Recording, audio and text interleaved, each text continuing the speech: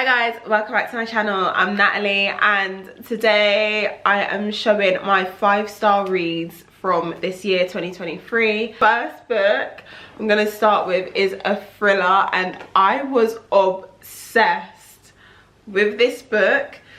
I was on edge after this book. Like, if you want a jaw-dropping thriller, this is it. The Good Lie was something, I'm telling you. This is where there's a serial killer on the loose and he goes for like popular high school boys.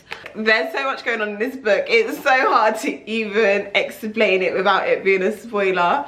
But Gwen is a psychiatrist and she sees like a lot of people that do bad things and stuff like that and tries to help them. I feel like that's the best way to put it. She deals with like a lot of like dangerous people, and then Robert's son has been kidnapped by this serial killer and killed, and it's so hard trying to remember while not giving away too much. And then the person who is seen as the serial killer, Robert is a defense attorney, so he decides that he's going to take on the case and represent him, which obviously doesn't make sense. Like, this guy's supposedly, you know, kidnapped your son and whatever, and you're defending him, but he just didn't think that was the killer. And oh my gosh, so that's as much as I think I can give away without actually spoiling it. Everything just goes crazy. Him and Gwen end up having like a relationship together and they're also trying to help figure it out together and stuff like that. And just, guys, read this book. My jaw was on the floor and I don't know how else to like describe this book without giving it fully away, but if you read this, no, it's crazy. It is crazy. I was on edge after reading this, but I loved it. So The Good Lie by A.R. Torre, and she is definitely someone where when I see that she's got a book, I just read it. I think her thrillers are amazing. I didn't actually read a lot this year, so it's real short, and I think there's more books that I didn't enjoy too much than books that I enjoyed this year, so I'll probably make a video of books that I just would not really recommend. But yeah, let's get into it. Okay, so now we're moving into the romance, because I feel like this year I mainly read romances, and one that I just could not include is Restore Me and Revive Me. Obsessed. Thank you so much, JLC guys. And a friend actually recommended Restore Me to me. She was like, Natalie, it's like saucy and stuff like that. I was like, girl, I'm on it. And honestly, one of the best books I've read. Like, this definitely gets 5 stars from me. It's Black book, Black author, J.L. Segar's writing. I just think it's so good and so descriptive. And for me, the main thing when I'm reading a book is that I have to be able to imagine and set the scene in my mind. And if that just doesn't get like depicted enough for me, then I don't really enjoy a book. But yeah, this, from the writing to the actual why does that feel like that? The writing to the actual storyline as well, I just think was so good. And I think she's done such a great job in taking us back to understand the backstory behind Sloane and Dominic, rather than, you know, just where they currently are. It's their enemies to lovers, and it's her husband's best friend, but her husband passes away, so she's left as a widow and stuff like that. And I love the story behind it. I love finding out why they're enemies. And I usually don't like the idea of an enemies to lover, of like a guy being mean to a girl and then them falling in love, because I just don't necessarily agree with that like sentiment. But in this, it just makes so much sense why they were enemies, and I just feel like this is my favorite enemies to lover, because I think that's, if that's how they're going to be enemies, let that be the case.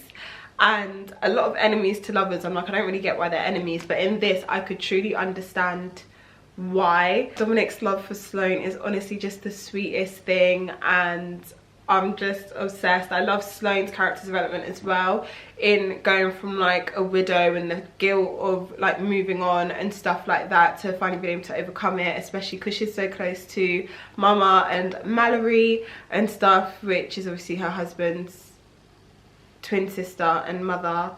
and then Dominic being his best friend, who's also a part of the family as well.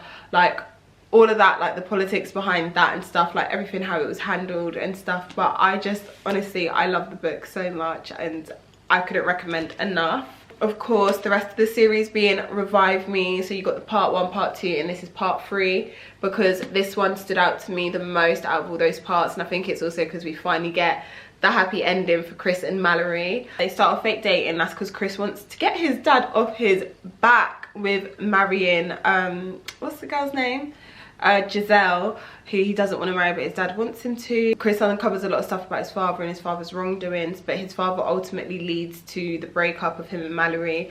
And in this one, it's him winning my good sis Mallory back. And at the beginning, like, I've always liked Chris, but then at the beginning of this book I was like, Chris, like, you're starting to really get on my last nerve now. Like, leave Mallory alone. Like, me and Mallory both at the beginning of this book, we were standing on business, let me tell you that now. Like, me more than Mallory, but me and Mallory, we were not feeling Chris, I can tell you that much.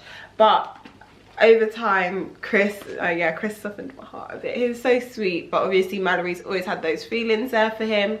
It's him trying to work his way back and get her to just trust him fully, that he's not going to do wrong by her again, even though the wrong he's done by her, it's always been justified, but it's like she's explained to him, like, stop doing, like, say this particular thing, and he still does it thinking it's in her best interest. So it's also him learning to step back from how he behaves in that way. And yeah, it's the sweetest book. And guys, the ending of this book, Lord give me strength, the best thing ever in terms of, like, for Chris and his, like, family life. So happy for him in that sense. And oh guys, it's just the best book. And I love the closeness between them all, from Sloane, Nick, Dominic, Chris, Mama, Mallory. Like, all of them just have such a lovely family unit. And yeah, I love this book, and I can't wait. In spring we've got, is it Reclaim Me, that's meant to be coming out in spring next year. Bring that book out now, I need it. I'm obsessed with this whole series. Okay, so one thing about me, I need an easy read. Like, every now and then I need an easy read, something that I can just get done and dusted quickly to just get me back in the swing and the feel of reading when I've not really had the chance to read. And that book for me this year that earned 5-star is You Again. I was obsessed with this book. This gives me so much of the vibe of a 2000s like chick flick movie, and I'm obsessed with any movie like that. So I'm obsessed with any book that will give me that vibe, and this book just gives that vibe. So this one is between Mackenzie and Thomas, and it starts off like with a dating app. She gets stood up on a date, she goes on a dating app and she declines Thomas. Little does she know, Thomas is in the bar sitting right next to her, and then he like brings it up, and then they end up always being in the same place. He ends up, no, actually I'm not going to say that because I feel like that ruins it. They also end up knowing like her friend is getting married and he knows the groom, so when they're doing like their little engagement party or whatever it is, they end up being there together.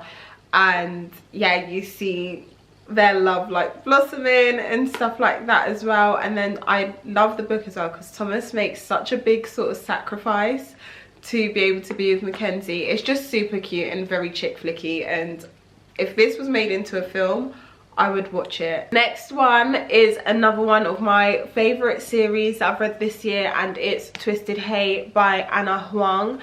And I loved this series, but I think this is the best book out of the series. I've not read Twisted Lies yet, but even like other people I've seen saying Twisted Hate is the best one. This one is with Josh and Jules, and Josh is going to be like a doctor, and Jules is, I think she sits at the bar in this one.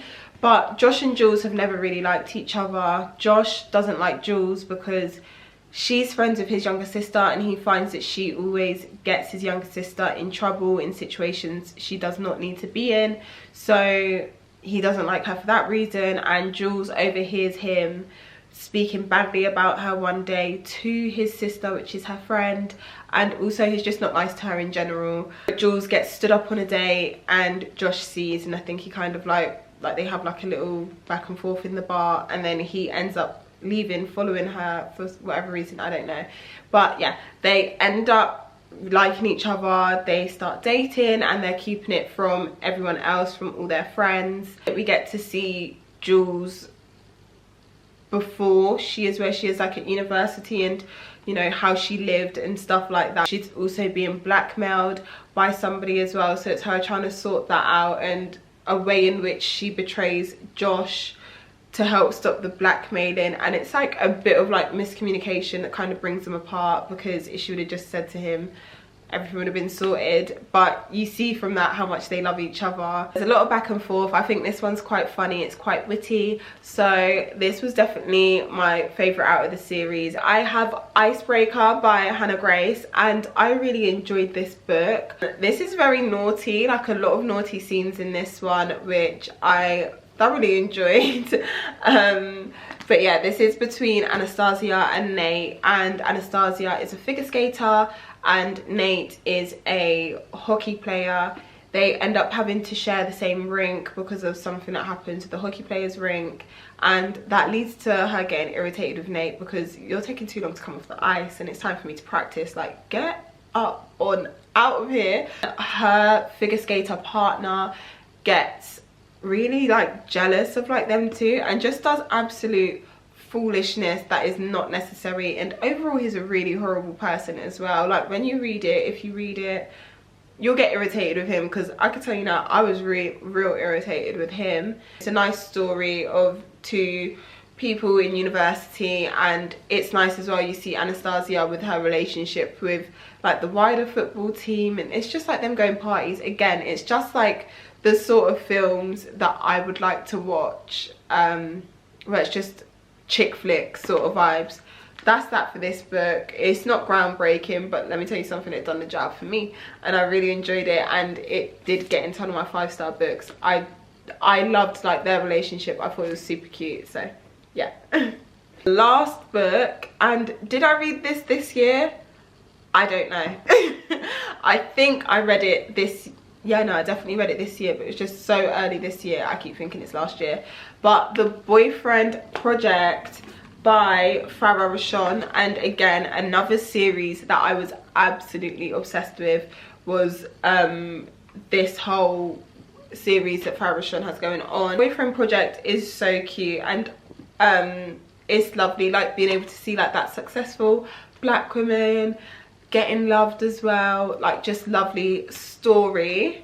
So this one is with Samia and Daniel, and Samia works at like, has a corporate job, and she's doing really well for herself, and she's dating a guy and he's dating 2 other girls, who London and Taylor I believe, and they end up all becoming friends when they realise they've all been dating the same guy, and it goes like viral, and there's just a lot to it. But you see the building of their sisterhood coming together, which I've always loved about this series, is that you don't just get their romantic love life, but you also get their friendship like building and the love that they have for each other in that, which for me I feel like breaks the book up nicely. Mia is working at her job, and then Daniel ends up coming in as like a contractor, and he's got his own ulterior motives of why he's at the company, which I'm not going to go into because I feel like it's a spoiler, but that can ultimately be something that ruins him and Samia's relationship. But they're just so cute together, and I was obsessed with them and their story, and just seeing how everything works out for them and them falling for each other. And I don't know, like it must be so nice to have a work husband, which is like what they basically were, like that was like work hubby and wifey, and then it turns real. But yeah, such a cute book, and yeah, again, a nice light-hearted fun one where you get that sisterhood aspect of it and that romantic aspect of it. I absolutely loved these books, and if there were books that I was to recommend from this year, I would definitely go with them depending on what someone is feeling. That is all. Thank you so much for watching. I hope you enjoyed it. Bye.